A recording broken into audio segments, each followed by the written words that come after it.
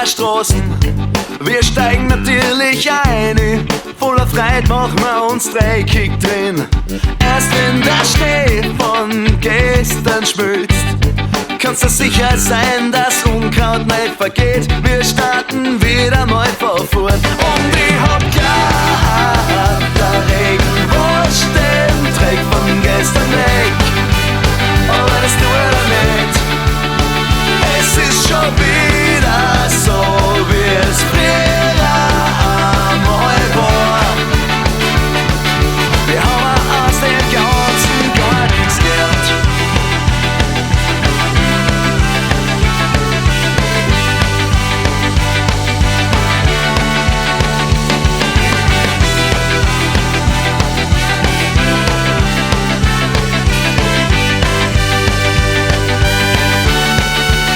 Jetzt hat schon wieder irgendwer was gesagt, was irgendwen beleidigt und was man falsch verstehen kann.